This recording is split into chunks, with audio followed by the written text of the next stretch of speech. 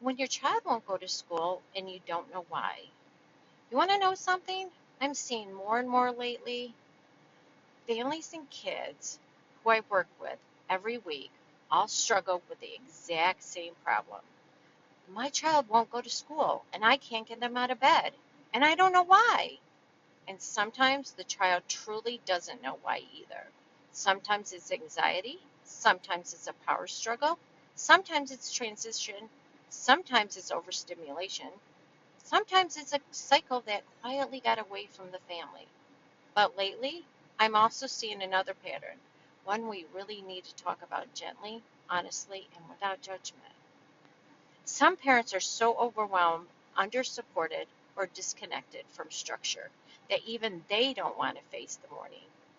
And when the adult doesn't have a strong morning routine, the child won't either. When the child struggles to get up, the child knows there's no urgency. When the parent is caught up in their own stress, the child learns that school is optional.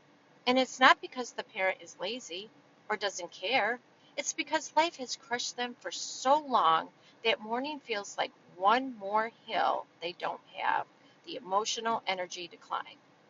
But here's the truth no one says out loud. Kids pick up on it, all of it. Kids sense when the adult doesn't have structure. Kids sense when no doesn't necessarily mean no. Kids sense when they have more emotional power in the home than the parent does. Kids sense when arguing is easier than following through. The sharper the child, the faster they learn the loopholes. I've worked with kids who are brilliant but manipulative, who argue better than parents, who melt down at home but are perfectly fine at school, who stretch the morning into a 3 hour battle because they know it works. And I've worked with parents who they don't work, they don't want the morning battle, are depressed and disconnected. They're dealing with their own trauma, feeling guilty, over accommodate, would rather avoid the storm than walk into it, freeze under pressure, aren't sure how to lead, and feeling outsmarted, embarrassed, or defeated. None of that makes a parent bad. It just makes a family system is overwhelmed, unstructured. But here's the part everyone needs to hear. You cannot make school refusal comfortable. If staying home comes with extra phone time, uninterrupted sleep, TikTok rabbit holes, video games, snacks, freedom, no expectations, then why would any kid choose school? Adults wouldn't either. So here's the advice I give the families, the hard truth wrapped in comparison. No school equals no comfort, no phone, no gaming, no YouTube or Netflix, no sleeping all day under a warm blanket, no structure. It's going to be a structured day at home with chores, reading, and no entertainment.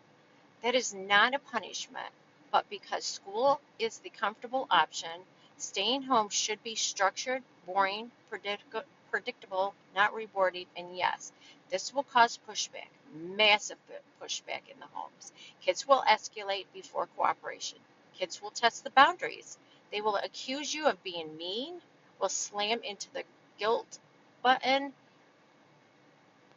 and here's why you do it anyway. Because you are the parent, because you are the leader, because school is the child's job, structure builds security, boundaries build trust, and the alternative, a child controls the home with their dysregulation creates a much bigger problem down the road. Now, let me say this clearly. School refusal is not always manipulation, but the moment a child learns that refusal gets them attention, power, entertainment, avoidance of stress, the behavior becomes reinforced, even if unintentional. This is not about it's about being harsh. It's about being consistent, being predictable. If it's about being an adult who says, I love you enough to give you structure you can rely on. That's the mindset shift. That's the reset. That's the turning point for families who have been stuck because once kids learn school is happening no matter what I say, the morning battles begin to shrink. And once parents learn I don't have to negotiate with my child, they step back into leadership. This is not easy work, but it's life-changing work. And you don't have to do it alone. If school refusal is happening in your home and you feel overwhelmed, defeated, or unsure what to do, you're not failing. You need a system. In my Teen and Tween Emotional Reset Toolkit, I teach families exactly how to stop morning battles, set boundaries without yelling and breaking the cycle before it gets bigger. You can turn this around one consistent morning at a time. I'm here to help you do it.